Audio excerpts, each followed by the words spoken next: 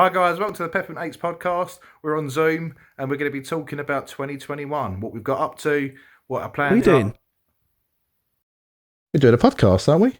All together. Yeah, I don't understand why you're talking on Zoom. Oh yeah, we don't need to use Zoom anymore, do we? Throw that phone away. Get it out. I see the way you look at me, girl, and I feel the way you move on me. Just know how you play the game, but even so, this needs starting because ooh la la. So guys, isn't it good to be doing a podcast again, all in the same room? Yeah, absolutely. Long overdue, isn't it? Seems is weird great. that we're not on Zoom. Yeah, I'm getting a bit sick of the lag that you get, so we keep talking over each other. Just waiting for that little gap in you to talk. Then you just talk over each other. Probably not going to change. Probably still going to do that in this. Yeah, absolutely. The thing is, I updated my Wi-Fi and everything for Zoom. You And did? Then we're back here. Well, you wouldn't have known at the time, would you? We could have thought it could have been years before that's we true. actually see each other again. So, So there's always next year still, though. You know, we don't Yeah. know what's going to happen, do we? you would put it this way: at least you got your upgrade from dial-up. That is So- true. Hey. So you finally got fibre. I didn't have dial-up, Lewis. It might as well have been. Next, maybe on the next topic, then Chris starts talking about the previous topic. Reviewing 2018. No. Yeah. Some lag, innit? We're 2 years behind. Some lag. No, but on a different note, it's crazy to think that 2 years on, really, from being this version of the Apes, that we're still going to be talking a bit about COVID and we're still in the same situation. And today, we're filming this in December 21, and there's been another briefing, obviously, with this new variant, the Omicron, and it's not looking good, is it? So this could be the last time that we get together for a while. But we've all tested. We're all sort of following the rules the best we can. And we're wearing Christmas jumpers. Well, I'll throw that out the window. Yeah. I didn't get the memo, clearly. Yeah. Never No. did I. This is Ryan's. Yeah, Even though it's my idea, wasn't it? it was your Yeah, it was idea your and you idea. forgot. Yeah, Luckily, yeah. it fits you. Yeah, that's all good. Yeah, well, just about. So it got that lockdown dad bod. But Thrown Lewis, into you, it. Tell me about it. you was going to wear Chris's hat. What went wrong? It would ruin my significant look, Ryan. You know, my magnificent mane would have been tamed, and the whole podcast would have been a write-off. Exactly. Don't want to get rid of the Johnny Bravo quiff, No, do we? exactly. I quiffed this especially for this podcast, so I can't back down. Thanks for ruining Christmas again. All right, fucking hell, Ebenezer over here. Jesus Christ! It's funny to think we started the podcast on Zoom. Though, wasn't it, as like a productive way to kind of keep doing something, so at least keep somewhat connected over the sort of course of a year, because we, it wasn't really like that long, was it? We sort of started being a band. We started doing our first set of gigs and getting a bit of momentum, and then obviously COVID kicks in. Yeah. And I think it was it at the I Centurion think Centurion was our last gig, wasn't it? in That March was. 21, Yeah. just before the 21. whole We're lockdown. 21 now. 2020. Oh god, it's all a blur, mate, isn't it? Mm. Sorry, 2020. Yeah, March 2020. Just probably a week or two before the lockdown, wasn't it? Something like that, yeah. Something like that. Well, that's the thing. Zoom still has its place. I mean, we all do. I mean, I do other podcasts as well on Zoom, and there's going to be times, we'll talk about it later on this episode, that we're going to interview future guests hopefully next year, and they're not always going to be able to meet us face to face. Yeah. So Zoom's still going to be applicable, isn't it, for us? And I think it's a great tool, but you can't beat being together and having the mics and everything that goes with it. But like you were saying, yeah, so if you look at 2020, the Centurion in March, it was a gig in Colchester. We'd already done a few gigs by then, built up a lot of momentum, as we discussed in other podcasts, and obviously that's when the pandemic hit, and we was like, right, okay, what's next? And we had loads of gigs that year, didn't we, that we had to cancel. So we was very good in terms of keeping the momentum up, in terms of doing loads of videos. So obviously we put together the 1975 cover. We got Zach Levine in.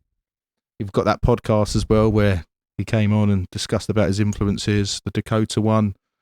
You was involved with Solo Sundays. Yeah, we had to do the one with Zach on Zoom, obviously for obvious reasons. Yeah. Couldn't quite afford to get him Fly over. him out. Fly him out, yeah. Business class or something. Yeah, we're not quite at the elite rock star level yet, are we? We can Another fly year. people out. Another year. But it was 2020 was a good year for us. Obviously, it wasn't good for the pandemic, but it was good for us in terms of being productive and putting content out. We got a lot of new followers, which was really good. And then obviously last year when we did the end of year podcast for 2020, looking into 21, it's quite funny. I was actually watching that today just to sort of have a bit of a refresh in terms of what we discussed before we're now doing the 2021 review. And I think we came to the end of that podcast saying, right, in the new year, we're going to do loads of podcasts, loads of videos, and solo Sundays. And we did one video, and it was a solo Sunday. He's clairvoyant. Do you know as well? I actually recorded that in December. Did you? Jesus. So we technically have done nothing in 2021 from a video point of view. But I think we've had a lot of life changes since then, haven't we? Personally, and I've had like, you know, job changes, adding family members to our families and things like that. Absolutely. Well, obviously, last year you being a dad for the first time, and then this year you being a dad again. Yeah. Second time dad. How you finding it? Yeah, really good, mate. Yeah, really good. She's had a little girl, so I've got one of each now, which is great. She's lovely. She's really good. She doesn't sleep, just like my boy. So, yep, house of non-sleepers, and my poor wife. She's doing really, really well. Full marks here. Tired. Sam's got the right amount of like foundation on just to cover up the black bags, eyes. the bags, yeah. Constantly exhausted, but you're still Well, alive to rock. more the wife than me. I get sleep, whereas because she knows I have to go to work. Whereas she because she's a full-time mum. Yeah. She deals with the children day and night, more or less. Full marks to her. Yeah. That's a good little team. It's the hardest. It's the hardest job that you don't get paid for, but the most rewarding. That's what they say. Apparently, I don't know who, but that's what they say. A wise man or woman somewhere said. Someone said that. Wikipedia, was it? Yeah, probably. Yeah. Oh, mate. But as I say, we the funny thing is, like, just going back to what you were saying there, Ryan. Obviously, like, we didn't do as much as we wanted to, but to be fair, we sort of, when things started opening up again over the summer, obviously we started getting back together, didn't we, in rehearsals for the first time when the restrictions started easing, and we actually had some gigs that we've done since everything opened. So it has been like, although like you say that we haven't done as many videos and some podcasts and things, but then sort of real life sort of came back in a little bit, didn't it? Yeah. We were able to actually get together, rehearse, you know, start creating some stuff and getting the set back for a couple of gigs that we had booked later in the year. So I think I think we can cut ourselves a little bit of slack because we still did some other things that were. Well, I think if we're realistic, you're completely right. The first, say, quarter of the year, we were, well, I can't remember all the restrictions, but I know there was lockdowns and stuff that was going on. But we were able to get together and rehearse, and also we were working at home, sending each other ideas. So the good thing is, although we weren't being productive in terms of YouTube or videos, we were writing songs. Offline, we was productive. Yeah. We were sending each other ideas, and we were learning new covers as well. We've got a good handful of new originals now, which is good, which at some point, you know, I'm not going to jinx it and say 2021, we're definitely going to do an album and this, that and the other, because we don't know what's going to happen, but we know at some point we're going to record songs, you know, and we've got a good bunch of originals that I'm excited for us to record. My dad, who's obviously helped produce us over the years, he wants to get involved and put his 10 pence into it, and, you know, it's going to be really good. So I think we can be really motivated. Like some of the songs, you know, the people that are listening to this won't know any of the songs, but we've got a song about love. That's actually the title. It's actually a song lyrically that I remember you and I was writing a long time ago. It's a bit like Paul McCartney and Wings, like the silly love songs. It's a kind of like a protest song in the sense where a lot of my songs are love songs, and people go, "Oh, you're just writing another love song, are you?" So this is like us saying, "Stuff it. If we want to write a song about love, we will." Yeah. So and then, you know, we've had the chord sequence. Chris, you've come up with a middle eight for it, which is good. Yeah, it's metal as fuck. yeah. New direction for 2022. And you've had loads of ideas for the production. So, and you really are quite keen for us to record that, aren't you? Yeah, I personally think, obviously I'm going to be biased because I'm in the band, but I think that's probably one of the best original songs from the Apes, like after maybe even Dance Floor Hero. Like Dance Floor Hero is an amazing song. I think it's up to that kind of league. I think, well, if that's produced correctly, and we get all our parts right, I think that could be one of the best songs that the Apes have ever brought out, to be honest. Oh, wow. It's a really powerful song, I think, really powerful. So I sent the teaser clips to a couple of my mates. My mate James sent it over to me, said I'm going to be singing that all day now. Like, he was caught in his head. He was singing it all day. And even when I listen to it, I'm singing it all day. My wife ends up going, "You stop singing that song. You've been singing it all day." I can't help it. Like, it's just really catchy song. She say that polite, does she? She does, yeah. Because I love the song, but you've been singing it for 3 days straight. No, there's something good about it. And then there's other song ideas that we've got. There was one that I wrote, Just What They Say. I think that's what we're going to call it. Yeah. I know, Chris, you've got an idea for a solo on it, but It's a song that I've written, and you guys have put your stuff together. An old song that I wrote and jammed with you guys years ago, "Wanna Fly." Great song. Great. We'll probably bring in at some point, some older originals as well. Like I think when we was in the first half of 2020, when the gigs were like cancelled, we started recording these demos. I think we've got 12 songs on Google Drive, haven't we? All with structures. They're all there. It just needs work on them. And then obviously the lockdown started easing, and we was able to meet up. And then it's not been put on the back burner, but they kind of have been put on the back burner, I suppose, haven't they? Because we're not actively working on them anymore because there was nothing else for us to do. So we had all the time, didn't we, to work on these songs. So they're on Google Drive, ready to go. It's just getting the time now to do it, because now we've got to focus on our upcoming gigs and stuff. Well, that's the thing. You're completely right. It was a focus for us in the first part of the year, and I think for all of us, it was quite it was motivational for us to get together and write songs as well as just learning covers. And then before we started gigging, which we'll talk about the gigs in a sec, obviously all of us individually had to adapt to new things. Obviously, like you just said, adapting to being a dad again, and we all had progression with our careers. I think you got a new job, didn't you? Or got promoted? Yeah, like a year and a half ago. But like in lockdown, the main lockdown, I got a new job. Yeah. But you've obviously been, learning, adapting to your role, and that's been very busy for you. Lou, obviously, you've had a really good promotion. And so now you can sort of work from home, can you? Yeah, a couple of days a week, which is nice. So it gives us a bit more flexibility to actually have a life outside of commuting, which is nice. So you get a bit of your evenings, and I get to see my little one when she's still up, so which is really, really nice. So yeah, there's a bit more flexibility there, which is a nice thing to have going forward. So yeah, it's all been really good, really positive. And you like your new role? Yeah, I love it. Well? Yeah, it's brilliant, really, really good. No, yeah, really, really good. So sort of quite challenged and motivated again, which is really nice. So yeah, really positive. Fantastic. And you, Sam, you got a brand new job, didn't you? Yeah, I did. Yeah, so come off the tools as an engineer, and now I work for the distributor. Yeah. For equipment that my industry kind of buy. Yeah. So I work from home now, full time. Yeah, love it. Absolutely brilliant. Oh, fantastic. And like I say, it's been good. I mean, myself as well. I've teamed up with a company called Jocelyn Chase, which means I work with them a couple of days a week in Braintree, but I also run my own business, my own franchise in South Essex, in the property world. So it's like it is a estate agency.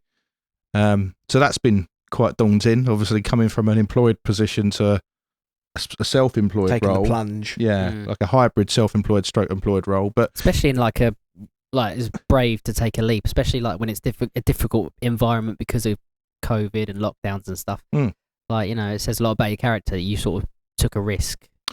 Yeah, I mean, one of my driving forces, because I think with everybody, doesn't matter if you form a business or create your own business, or if you're getting promoted, if you're working your way up the ladder, you've got to have a reason why you're doing it. It's not just money. And I'm sure the same for you guys. Obviously, you want to provide for your family, you want to have the best life possible. Of course, it's exactly the same for me. I'm thinking of a future family, etc. But I'm also thinking of the band. I want to be in a position where I can build something where we can have more freedom to record better albums, etc. And everybody needs to have that why, and I think that's the ambition that everyone should have, wherever it is, whether it's promoting, trying to go for a promotion, trying to get a better job. There's got to be a reason why you're doing it, not just for the paycheck, And I think for me, it's about time, having more time. So that's kind of what we've all been doing. We've all been very successful individually, which has taken up a lot of our time in 2021. But like you say, we was doing the originals, obviously adapting to our working environments. And then we started gigging again. And the first gig was a private function for your cousin. Yeah. Did you want to tell a bit about that? Yeah. Basically, my cousin he's a trainer at a football club. And they're based sort of in Heybridge, Malden area. Well, actually, more like Witham, I suppose. And he contacted me, I think it was in 2020, and said, "Oh, guys, wouldn't you do a gig?" And then obviously lockdown happened, so he contacted me early 2020, and we couldn't do it. So then he put it back, and only changed the date a few times, and then it sort of happened. Was it July? Wasn't it? I think it was. Yeah. I think it was July, wasn't it? July? It's just, was it like the height of summer? Yeah, was it like the end of July or something? Like, Something I like swear, that, like yeah. restrictions happened in like mid-July or something, didn't they? Like 16th, 15th, something like that. Yeah, They it started was the opening end of July, things. wasn't it? Yeah, I'm sure it was just before August. I remember I had my work do one of the days before we had rehearsal. We had rehearsal on a Sunday, and I had the day at the races the day before, and it was the I remember hottest day of the year. Is that when we had? Yeah, that's when he came you in was really dead. struggling, weren't you? Dead. Yeah, I was You know, absolutely. I'm going to find that video and I'm going to put that Splice it in in, this podcast. yeah, I'm gonna please splice do. it in. How you feeling, Chris? Fuck, mate. Sam's not having it. He's in trouble, isn't he? He's in big trouble. What's going on, Sam? What's going on? I'm just watching Chris. Come from the dead, I look at it. Yeah, we've got a couple of hours left. We've had a couple of hours in the studio, and I don't know how we're surviving, but how is Chris surviving? I reckon if we light a match next to him, he's going up in flames. He's sweating. Do it. That's when you were like hunched over, when on your knees outside, just dripping I with couldn't sweat. see. We played one song in rehearsal, and then I had to go and throw water over my face. That was so Literally funny. every song. The sweat in my eyes. We were just sitting there playing blind. Yeah, I just was. It's stinging, you know. And it was bad. That rehearsal was for that gig, wasn't it? It was. That we done. It was for Yeah, a it gig. So was. that was probably like early July, because I know you were allowed to get together that way in lockdown. I think you had like a limit of. And then amount of also people the inside. gig was outside, wasn't it? It was an So- outside gig, yeah. And we got your dad involved, didn't we, Ryan, to help with the sound, because it was an outside gig. We needed a bit more beef on the PA system. I mean, our PA system is great for pubs and it works fantastic, but for that kind of gig, we needed the sound to project a bit better. This was like Glastonbury, wasn't it? It was like It was a huge. massive. It was like in a glam yeah. tent, where it was called, you know. Yeah, no, it was a really good gig. Personally, I found it really hard going back to gigging. After not doing it for so Yeah. long, I really struggled, and I just think it was everything about it. Just it's a routine, isn't it? When you gig, you get into the system of knowing what you're going to do, knowing where everyone put in their stuff, they're setting up and everything like that. And I think because it wasn't a pub, and it just threw me a little bit. And I remember thinking, a bit overwhelmed with it and everything. But I think it was a good gig. Don't get me wrong, I really enjoyed it, and it was good to be back playing again. We had even new songs as well, didn't we? Yeah, we did well, because you think we started to build a set, didn't we? Because I think, just for a brief recap, like before sort of lockdown hit, we'd started sort of doing our first gigs as a band the sort of November, December of 2019. So we had like sort of 2 or 3 months really before lockdown hit that we pretty much had to stop. So we'd had a set obviously lined up and nice and ready to go, and then obviously we basically had to like not rehearse for like the best part of a year. So it was sort of about getting the set back together, wasn't it? But then as soon as we did that and we added new stuff in there, keep it fresh for us so that we're not doing the same stuff all the time, it was really cool. And I really enjoyed that gig actually, because I think the bit that always sticks with me with that was right at the end. Sort of like in the second half, after they did the awards section, and then you got to the second half where everyone was up for a bit of a laugh. I think because everyone, I think it was pretty much most people's first social interaction again outside of COVID, wasn't it? Oh really? yeah, there's no such thing as social distancing in that gig, was there? Well, I mean, there was at the start. I think everyone was a little bit Yeah. apprehensive, and then I feel like after they had a couple of drinks, and everyone was like, "Oh wow, it's actually Yeah. okay to be near people again."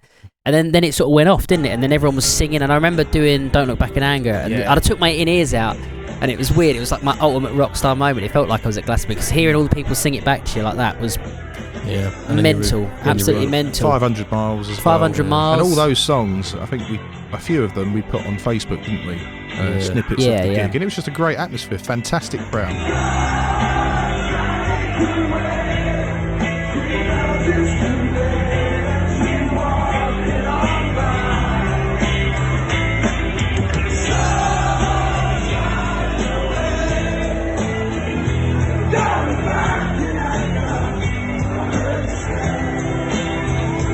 But no, I see what you're saying, Chris. Like in terms of the anxiety levels before gigging for the first time in a while. I mean, just little things as well. The four of us, we've got our own little WhatsApp group, haven't we? And we weren't having an argument before the gig, but we was all a bit apprehensive, weren't we, in terms of doing it or not doing it, because as well, it was an outdoor gig. Obviously, it was a massive marquee, so we knew there was going to be protection. But then we was overthinking it. Is the rain going to affect the gear and this, that, and the other? And we were considering cancelling, wasn't we?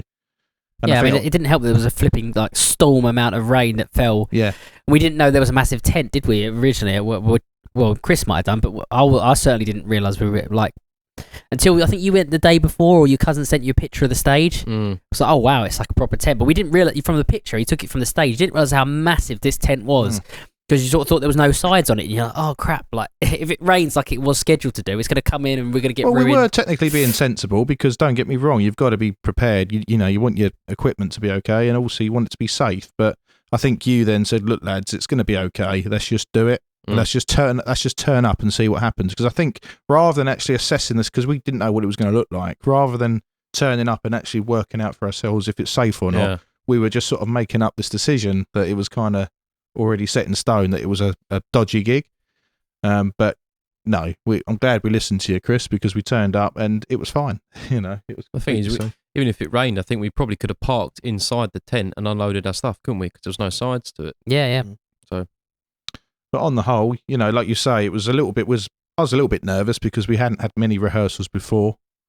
But we managed to play well.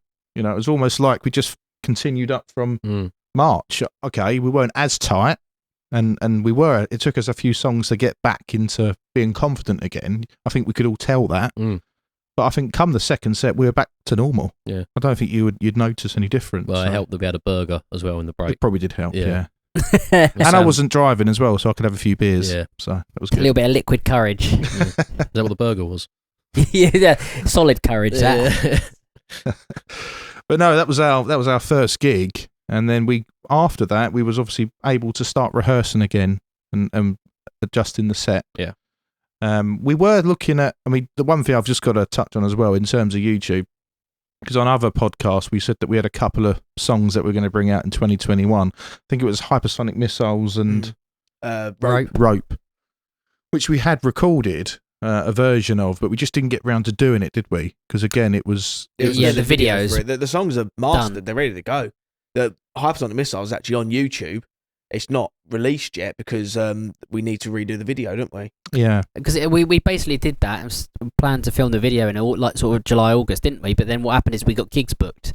So as soon as when we had scheduled to film in, we had gigs coming up, so we just rehearsed and cracked on with the gigs instead. And we did actually put together a little lockdown style video for one of the songs. I think it was Hypersonic Missiles, and it wasn't bad, but we just thought it wasn't good enough. That's what I mean. It's sitting on YouTube. It's on YouTube. It's ready to go. It's just like you say, the quality of it. We could be better. Yeah, and so that's we've critiqued it ourselves. Yeah, and we've all come to the judgment that it's just it could be better. But that's good though, isn't it? Because we're all at a level within ourselves that we know we're not going to release something that's not.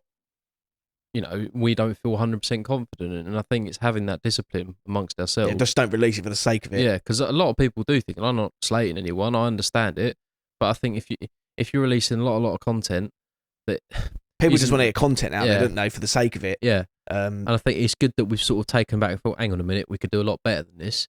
You know, given the circumstances and given the time that when we recorded it, we were more, you know, restrictions were more available than they were when we did the 1975 one.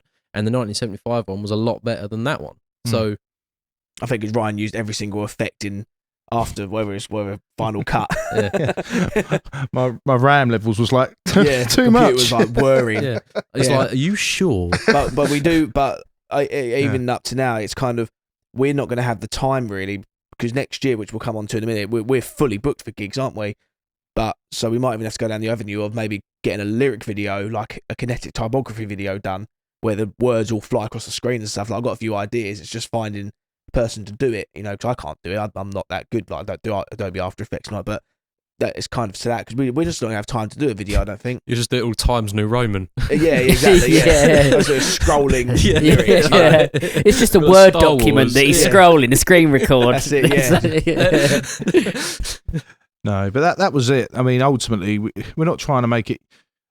I do agree that you don't want to be too perfectionist in the sense where nothing gets released, but at the same time we have a minimum standard, don't we? And I just think we felt, although we had a video that we could just press upload, we just didn't think it was good enough.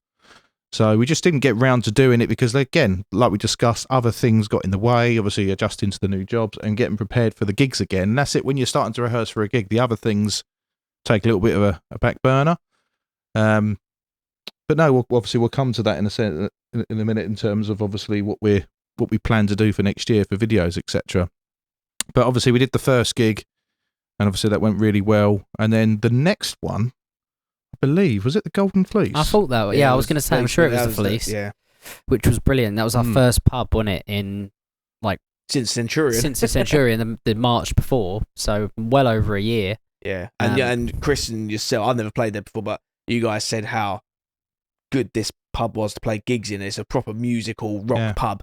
And, you think, oh, well, how good can it be? Bloody, that was pretty special, wasn't it, that gig? Yeah. It was That great, was absolutely packed. For an area that doesn't really look like bands could fit there, it was rammed, wasn't it? I mean, again, no social distancing there. It was just so nice, though, wasn't it, to, sort of be around people and see how happy people were, and they were just buzzing for a live band again. It was a great night. It was a great gig, great venue. So I can't wait to get back in there. I remember you guys, like Sam and Lewis, because it's 10 o'clock start there. I remember you guys going, 10 o'clock, guys, it's going to be empty by then. No one will be there. And me and Ryan were like, just you wait. I was complaining more the fact that I'd be tired by then. It was you didn't get up to about 2, 3 a.m., did you? It was like after lugging all the gear, but it was worth it. It was really, really good. It was a great gig. No, it was just a good adrenaline rush again, wasn't it? Just to think. We're back. I think me and Chris had a discussion. It was like, we both said to each other, you're pretty nervous about this gig. Because, obviously, you know that there's going to be a crowd and stuff, and they've got an expectation. And I think the last few gigs, me and you have been like, actually a bit nervous. Even when we done channels, we'll come to that one in a minute. Chris said, I'm actually quite nervous, because it was something new, wasn't it? So, yeah. But no, I just love playing there, and those kind of venues where you just know you've got a good crowd. And don't get me wrong, I do think as a band you have a bit of responsibility to get the crowd going. But at the same time, I do think you perform better when you've got a good crowd there. And I think when we've got a big crowd that come and they're up for it, I think it's just a good vibe. We tend to perform better. We always get them singing, and it was just great. The buzz at the end of it was just fantastic, and it just made us think, oh, this is what we need to do. With Miss Gigging.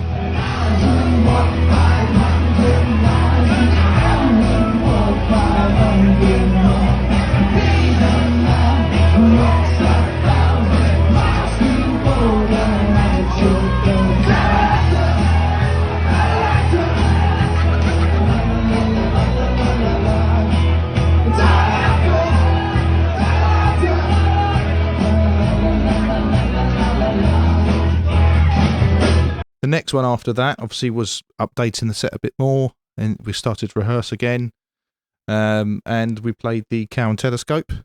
Yeah, that was a good gig. It was just it happened to be on a very rainy night in Southend. We had loads of people planning to come down, but we didn't get rained off, but they got rained off coming down because it was just such a miserable night for weather, wasn't it? Yeah. But the gig itself, people who were there actually made it a good gig. It sounded great. Yeah. And people who were there really got into it, and it would have been amazing if there was a bigger crowd there. But we had loads of people, but they all got rained off, didn't they? They didn't want to come out because it was just miserable weather. It wasn't empty, but it wasn't packed. I'd say it was. But again, it's a shame because it would have been packed if it wasn't for the rain and people that we had so many messages and Facebook and but just like, we were due to come, but people just didn't want to leave with that kind of sort of we did that impact. Festival gig, didn't we? With Josh. Yes. Oh, that was just before then. I think that was just before that one, because that was still in the summer, or just about in the summer, wasn't it? Yeah. Yeah, that was a good night, that one. Yeah, that was a really good fun, actually. Yeah, it's a good point, actually. So obviously, we was in a rehearsal, and ironically, Josh called me, and I thought, oh, what's this? And I just said, guys, I'll be 5 minutes, and I went out the front of Baz Studios. Yeah, an hour and a half later. He was like, where's he gone? He had long hair at the start. Yeah. No, don't be silly. Just a little bit, just a few hairs. Yeah.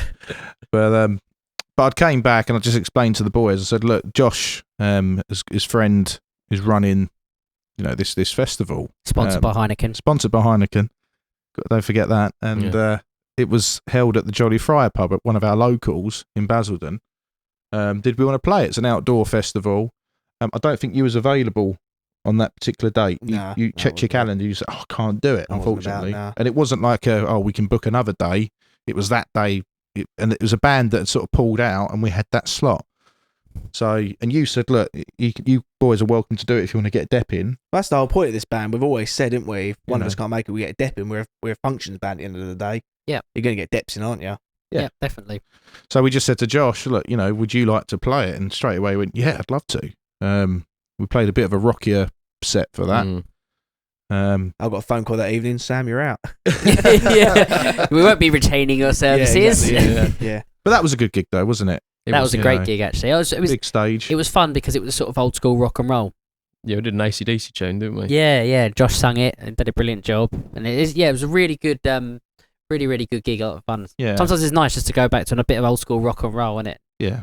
So that was really, really good. And that's the good thing about the Apes. Have always said, although we are the main lineup, you know, there's always, like you said, there's going to be depths and stuff, and there's people that we consider as band members. So Josh will come and go for certain gigs. You know, he might even come and dep as a guitarist occasionally as well. Yeah, He's a great definitely. guitarist. We've got Dave, who plays keyboards. You know, he's obviously played on the first album, and he comes and goes every now and again. So it's just good. You know, we've got obviously Zach as well, and other people, you know, that come and go. But the main thing is, it's just good to sort of have that sort of dynamic every now and again, isn't it? Yeah, definitely. And start change. But yeah, we did the gig, went really well, and then obviously back to normal. It was good to play with you again because I think the Cow and Telescope was just after that, wasn't it, or shortly after. Mm. And like you say, performance-wise though, although it was raining and we didn't get as many people as we'd like to have had, I think we still went down really well. So was at that gig, I felt like I was getting back on my feet a little bit. So we did the Friar Stock in Basildon, and that was good. But obviously, it's such a short set, wasn't it? Yeah, we weren't headlining that one. So it was just were we? like, oh, just get into it, and then we're off. But the Cow and Telescope, I felt like we like gelled again as a band. I mean, if you had the Golden Fleece, Yeah, and I know stuff, where you're coming from. but there was still not. I wouldn't say errors at the Fleece. I just felt that there was like, there was still some insecurities there. And I think when we did the Cow and Telescope, although there wasn't as many people there, I felt again we gelled like we did the last gig in Centurion all the way back before lockdown. We was gelling there, weren't we? Because we was getting momentum again, and I felt that momentum come back at the Cow and Telescope. I really did. No, definitely. And then obviously we did the other gig that you organised. Oh yeah. At Channels, if you want to talk about that. Yeah. So when you and Chris mainly booked the gigs for the band, and I thought, oh, well, let's contact Channel. I got married at Channels, lovely venue, really, really great. And I saw a post saying, oh, we're looking for bands to play. I did try and get us to go in as a full electric band, and they were like, no, it's acoustic. So I said, okay, well, can I bring like 3 bits of my kit, play with brushes, blah, blah, blah, no, acoustic only, which is fine. So we don't do acoustic. So it was nice to change up. So we concentrated our efforts on that. Done a few rehearsals here, didn't we, acoustically. Went to the studio as well, done it acoustically. And yeah, it went down pretty well. Got the cajon out. You and Lewis obviously got the acoustic guitars. I bought some shakers, didn't I, and a tambourine thing. Yeah, that was good fun. That was a nice little gig. So we played that. Lewis turned up, 3 minutes before we went on after work. Yeah, the perils of working in London, that is. And shout out to Chris, help me get me there. Yeah, we texted, where are you? He went, McDonald's. All right, well, fair enough, we got to get some food. But yeah, that was a lovely venue. I'd play there again, absolutely would. Not unfortunately, but because it's a restaurant, we are just background music. People aren't there to watch the band, so we were just like listening to the radio in the background, weren't we? Which is fine, because it's not that kind of venue. So that's why I was a bit nervous about that. But what you said as well, didn't you? What was good though, Sam, is although it was predominantly a restaurant, everyone's there to sit and eat their food. There was a crowd watching us, and the good thing is, as I was looking into the restaurant, and especially the second set, they were watching and singing along, and the bar staff liked it. And I didn't know how we'd go down because, let's face it, I'll be completely honest here. We agreed to do the gig, and we didn't completely learn an acoustic set, did we? It wasn't like we learned loads of Bob Dylan stuff or James Morrison. We still didn't turn into Boyce Avenue, basically. No, we played the same set. We just rearranged it slightly, and obviously didn't have the electric kit. So it still had that rocky edge to it, but it went down really well, and it just got us thinking. And I will talk more about what our plans are for the next year, but I would like to do more acoustic stuff, whether it's gigs or videos at some point, because I got a buzz from it actually. Yeah, I did as well. It let us sort of show off the harmony side of things, because that's another big thing that we work quite hard on as a band, isn't it? Is vocals and harmonies and having something a bit different to other bands like that. I don't know why you're laughing at me. Said hard on, just got me going. Do what? Who said work hard on? It just made me laugh. Oh right, it was so nonchalant. I didn't even fall in. I was like, what? Hard on? Say it again now. Go on. You're gonna have fun editing this, Sam, and No, he's gonna keep that in. Keep that in. That's Keep good that banter. It's totally thrown me now. I can't unhear that, Chris. I won't see it. Channels was a great gig. Yes, that's what I'm looking for. But sorry, so like the vocal side of things and the harmonies is something different. It's something we try and do and it was nice to be able to show that side off, add a different dimension. You know, when you strip it back and there's less sort of, you know, tracks and there's less like parts that don't work the same without electric and effects and stuff, and even for Sam, like with the drums or whatever. I thought it was a really nice break. Actually, it was something different that actually worked really well. At first, I wasn't really sure how it would work based on what we do and what type of band we are, but actually, it worked out really well, and I enjoyed it. Yeah, when we finished that gig, there was a couple watching us at the back of the restaurant, and they were really getting into it and everything. And so we finished playing and everything. I saw they were still looking over to us, and I thought they were going to come over and sort of ask us, you know, where we're playing and everything. And I saw them walk out, and I kind of unintentionally, kind of intentionally followed them out. But I was going to my car to get something anyway, and I sort of said, "You want a business card?" And they went, "All right, yeah, okay then." And I was just like, "Oh, that was awful." I was like, "It was like one of those Great pitch. Yeah, guitarist is a weirdo, isn't he? Yeah. Who are you? I was in the band. Who? Well, we weren't watching the band. There was a picture behind you on the wall. Yeah. Although we do have to shout out the two rather nice gentlemen that bought us a beer after. Oh, packet of crisps. Oh, and a packet of crisps, yeah. No, they were really, really nice guys. Really good feedback from us as well. What I liked about that as well, the feedback they gave us was not just the fact that they liked our performance, is they were impressed with the sound check. Not many people credit us for that. No. And we were quite, not apprehensive, but we didn't have a person with us to sort of be our sound engineer, like we tend to on a few gigs.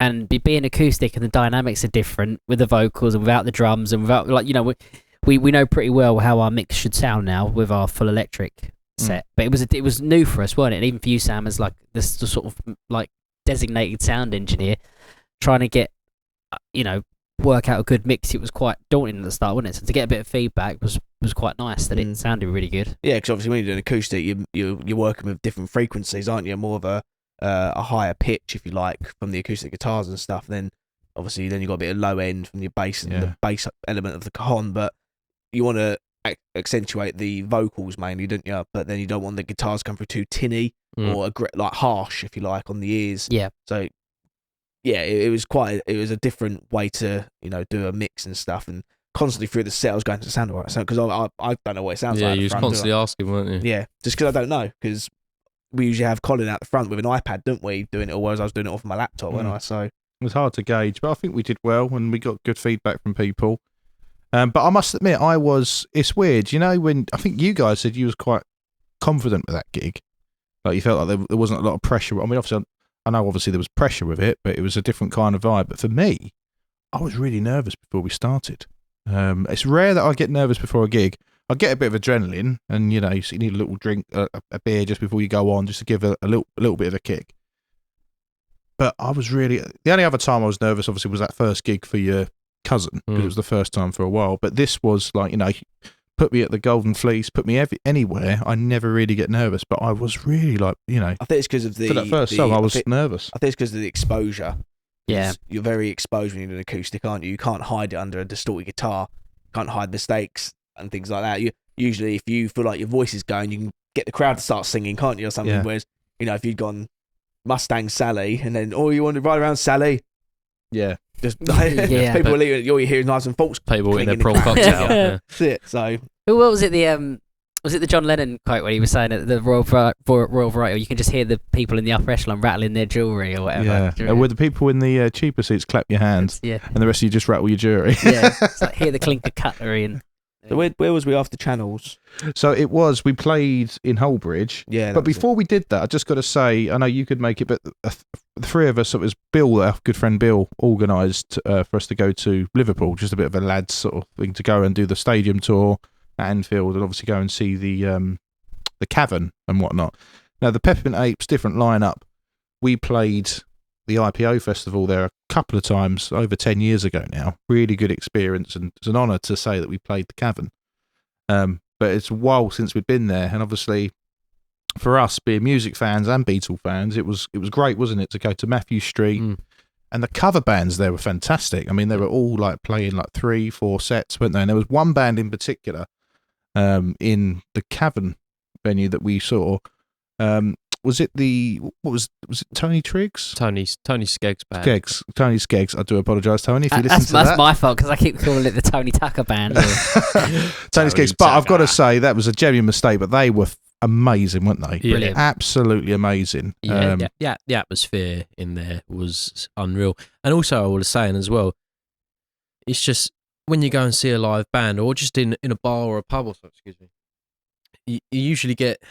I felt everyone there was there for the same reason, to watch a band and really enjoy themselves. Where you go to a pub or something, some people are there not to watch the band, and I wouldn't say you get.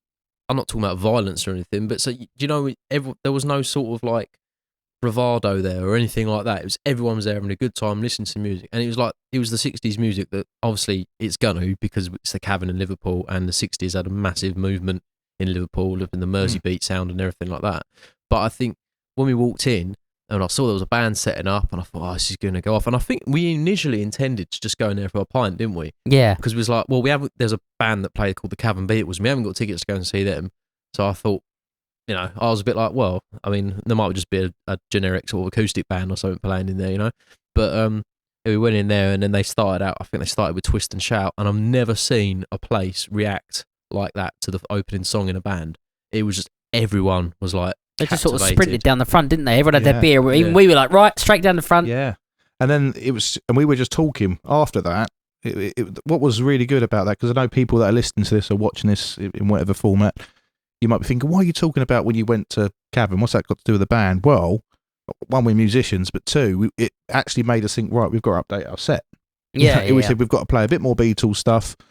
It gave me an idea for a song, which I showed you guys the idea that I've got. So, and we couldn't stop. I think for the next day, we couldn't stop singing "All My Loving." Could we? Yeah. No, It's so annoying. It's such a good We're song. walking around Stanley Park singing that.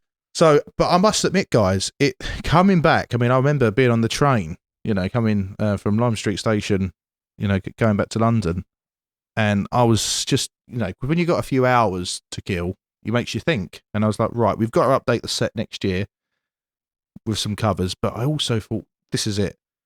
We've been writing some great originals. I really want us to give it another go. Now, I'm not saying I want us to go on a massive tour and aim for the sky kind of thing, but I just think we've got more to give.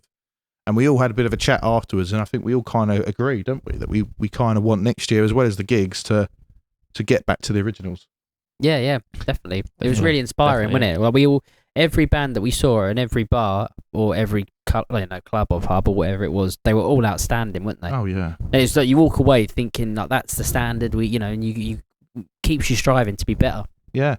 And on the back of that, when we did play in Holbridge, the Anchor, I mean, the good thing is that they approached us, didn't they, Yes. to play. And it was a good gig, good turnout. Obviously, it wasn't probably the venue for us to play an electric set. It's more for an acoustic setting, really. But we are potentially going to go there next year for an outdoor festival, which we'll consider. Great staff and great team. Really good restaurant as well. Wouldn't mind going there at some It's point. really nice. But we actually thought, on the back of Liverpool, let's bring some of the originals back. Because obviously years ago, when you and I were in previous lineups of the Apes, we played a lot of the originals with the covers, didn't we? Yeah, That we kinda, mixed it up. then the band sort of was on a break. Obviously, I joined your band and became Strikeout, and we just did covers. In the last sort of couple of years of this lineup, we've pretty much only done covers. But I just thought, why don't we sort of slip them back in again? Obviously, we know Dance Floor Hero usually goes down pretty well. Trapped in Tradition is a song that I wrote years ago, but we've never really done anything with it. No. It's another original, guys, that we've brought back. But we played Trapped in Tradition and Dance Floor Hero at the gig, and they went down really well, didn't they? They did, yeah. Yeah, they got really good feedback. What did you guys think of the gig and playing the originals as well? Yeah, I did enjoy it. I mean, apparently we sounded good. The only shame was, I think people were there for, again, a bit like Channels, they're there for a meal. Yeah. And so we didn't really have a crowd, but I like to think that people were enjoying it from their table, if you like. Yeah. So, Yeah. yeah. Well, that's what I mean. There was a crowd, but they were all sitting down. Yeah. It was that kind of venue, wasn't Yeah. it? I mean, because we're used to, I'm just comparing it to Golden Fleece. That's Yeah. a pure pub, isn't it? They probably do food. Proper don't they? boozer. They probably do food. I don't know, but that's a proper music pub, and that's where you're going to get people rocking out and Yeah. going for it. Whereas this pub was probably more of a restaurant-esque Yeah. feel. to it. Restaurant. Definitely, yeah. But it was nice to play there. It was nice. I know yeah. you brought a lot of people as well Yeah. for that gig. I remember when we got asked to do it, and I was a bit sort of thinking, well, I have to be acoustic because I know I've been there for dinner a lot. and I thought, I did enjoy it. I do agree with what you said, Ryan, about it probably would have been better off doing an acoustic or a stripped back set. But I mean, if we were to play outside, I think we'd just do our normal set, because they do it get absolutely rammed there in the summer. It really does. It's Well, you got outside next to the canal and things like that. So yeah. Yeah, no, definitely. So essentially that was kind of 2021. So we kind of look at what our plans are for next year, what we want to do. So the good thing is, I mean, obviously the downside is we don't know what's going to happen with this variant now. It could be that some gigs get cancelled, and obviously safety comes first. That's all we care about. But fingers crossed everything does go to plan and we can continue. But we've got loads of gigs lined up again, probably more this time than we did first time I think around. we're averaging about 2 or 3 a month now, aren't we? Yeah, between 2 and 3 July, a month. I believe. Yeah, so I'm getting married at that point. Yeah, you've got a big day coming up, haven't you? So, and I think the plan is next year is, we said this last year, but hopefully we can actually stick to it this time, is we are going to do more podcasts, but we're going to get special guests on, aren't we? We're going to talk to local musicians, people across the country. We've got some people lined up as well, which is good. I won't name any names yet until it's confirmed. But that's going to be exciting, isn't it? Obviously, we like talking about ourselves and talking about the music industry, but I think sometimes there's something fulfilling about talking about someone else's journey. Yeah, absolutely. I think it'll be more interesting as well from a listener point of view, in my opinion. I just think it'd be nice people be more inclined to sort of be interested in sort of listening or watching the podcast. If there's sort of an equal interest there. You know what I mean? Well, it's fun, like I say, because we're all musicians, and obviously it's not the only thing we talk about, but there's local musicians and bands and stuff in the area that have been doing this for far longer than we have, and they've got their own stories and interests. Like even as a musician, for me, like there's some guests that we want to get on that I'm really curious about, like loads of things, like about sort of their involvement in the local music scene and stuff. And so I think I'm sure we're not the only ones, because there's some of them that are responsible for a lot of booms for local bands and stuff like that, and them getting their first gigs, or being big bands in the area, sort of thing. So there's so many interesting stories and conversations to have around that. I think one person we want to get on is John from Bad Studios, because he's got a great story to tell, hasn't he? Like the tours he's been on, and running a studio he's been doing it for at least 12, 13 years now. Must be been since we was in school, And he had a lot of success, didn't he, as well, in bands as well, and also being a really successful businessman, and still doing big tours now. Yeah, so it'd be an interesting guest to get on. No, exactly. And I have got a few people that have said yes, and if it does happen, then it will be really exciting. So we'll see what happens. And we have said in the past, Not in terms Paul of McCartney, is it? Sorry, not Paul McCartney, no. No, You've been to his house, Sam. Put in a word. Yeah. Paul, what are you doing next week? No, it's just Ringo. That's all. Yeah. Oh, that's all right. Oh well. We've had worse days, haven't we? But we've said in terms of format, we're going to decide what we're going to do. But the difference is in terms of what we upload, because we said on a previous podcast that we'd only upload little snippets and then it'd just be audio only, and that might still be the case. But if you're interviewing special guests and obviously a podcast like this, you don't mind putting the full length on there. So we'll see what happens, but keep following our journey, guys, to see what happens, and obviously follow us on Spotify, etc. But that's the podcast side of things, which is looking promising next year. But from a video perspective, I think what we're going to try and do is try and kill two birds with one stone. Now, obviously, you are completely right. We're not full-time musicians. We've all got our own careers as well, and you guys are dads as well. So time is of the essence. So what we're going to try and do is capture a lot of our videos live. So when we're playing the Golden Fleece and other venues, we're going to have a few cameras up. You're going to record the audio. That's going to be quite exciting, isn't it? Yeah. Yeah, it's just it all just comes back to make sure we're getting our logistics right. So because when we went back to our first gig back after lockdown and stuff, we kind of had an arrangement of how we set up and stuff. Now we've got to include in, getting the laptop ready to accept, 18 multi-tracked tracks, if you like, for everything, make sure the levels are right. So it's kind of adding that little additional bit in, but I'm sure we'll get round it easy enough. And I wouldn't mind as well. I mean, yes, we've got to look at the logistics, but I reckon we'll find a way of doing it. We will do it. And another thing that I'd like to do, and this is almost like a band meeting during a podcast here, guys, but I'm just going to put it out there. Therapy. I think it'd be good for us to do maybe every now and again. I'm not going to put a time frame into it, but I think we could do the odd Facebook Live gig. I agree. I do agree. Again, logistics, how we do it, or but I think maybe acoustically. Yeah, I mean, if we do it acoustically, personally, I haven't got to be there. I can stand over there and do the sound while you guys are here looking pretty and doing your bit, you know. So yeah, it's very much doable. If we want to do it as a full band, though, we're gonna have to find a space to.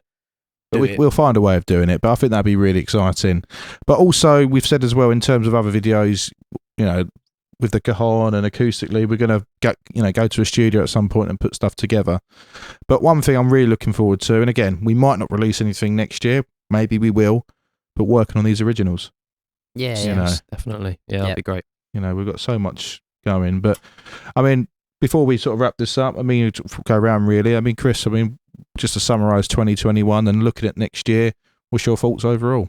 I think we've done the right thing this year. I think we've taken a slow approach back to gigging. I think that was the right approach. Some bands have just gone straight out 2 gigs a week, and that's fine. That works for them. But for me, I think we've done it right. I think we've done the right thing, right? Like I said just now, right approach. Next year, hopefully, nothing gets stopped because we're going to have a great year of gigging, and I really want to get back to doing that, and I'm looking forward to it. And again, I've never been in a situation where I've been able to sort of work on originals, so that would be great for me. And I know you guys are willing to do it, and I know you guys have already done it before, but I think that'd be I'm really looking forward to that.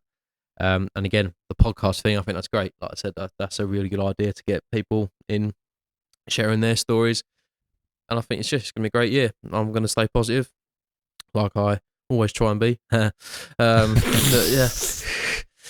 yeah, over to you, Lewis. No pressure following that up, Mr. Positive.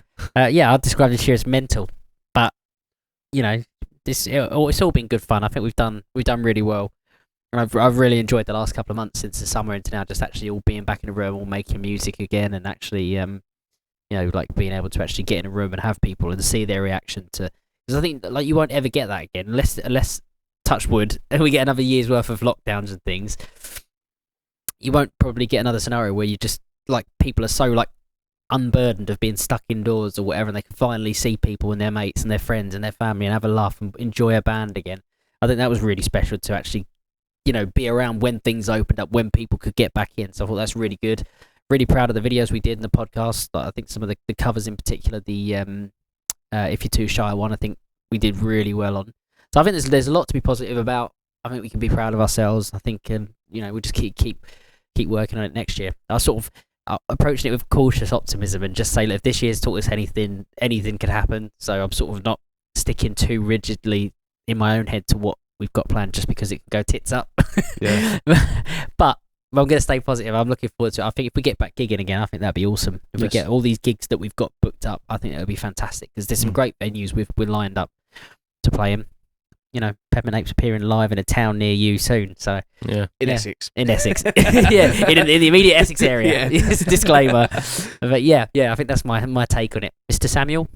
Yeah, you know me, I'm the band pessimist and hypochondriac. We're yin and yang. Yeah, I'm the band pessimist and hypochondriac. So, but I'm going to, again, go cautious optimism. I would like to see next year go ahead. Absolutely, I don't want to see any sort of cancellation. I mean, if a pub, 1 or 2 close for their own reasons, and fair enough, but if it's not a national thing where all pubs have to close, then, you know, we can get by that. But yeah, looking forward to next year. Should be really good fun. Looking forward to adding our new songs into the set as well, you know, getting all the our backing tracks up and going and things like that. I mean, if gigs do get cancelled, then let's look at it as an advantage to work on our originals as well then. So it's not a complete, you know, like a pain, although missing out on a little bit of pocket money from the gigs and things like that. But we can at least work on some of the originals, have a bit of time. But yeah, try not to think about that. Try and think, let's get the gigs going. Yeah, absolutely. Look forward to it.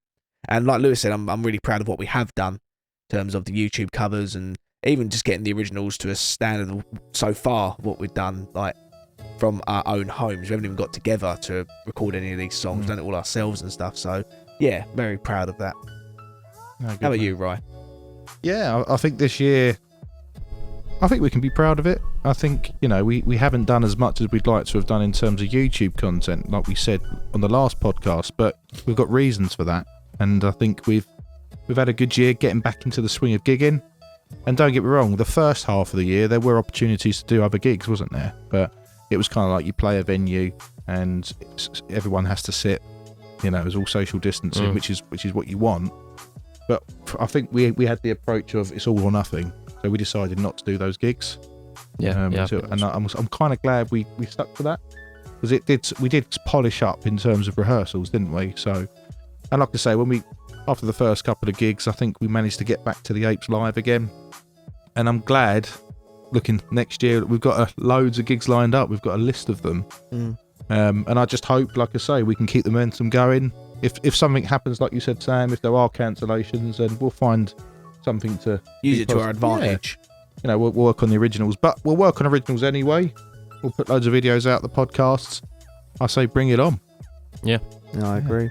It's a nice positive way to end, isn't it? Yeah, I mean, I on. put the majority of our gigs up on our Facebook page as events, so if anyone wants to come down and have a watch or, throw tomatoes at us or whatever, then, there's a location near you, most likely, because we're literally all over Essex, aren't we? We're like COVID, we're everywhere. We're from Colchester down to like Southend, aren't we? We're But less contagious. all over the place.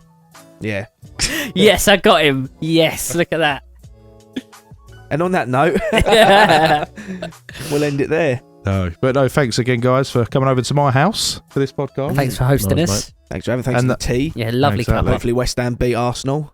Yeah, and everyone have a lovely Christmas. And like I say, I know it's been a bit doom and gloom, and we wish everyone all the health and safety going forward. And I know we joke around about stuff, but it's very serious, obviously, this virus. So fingers crossed everything will be okay. Yeah, hopefully. And if all goes to plan, we'll see you locally at a gig. Yeah. Thank you. Cheers, guys. Bye. I see the way you look at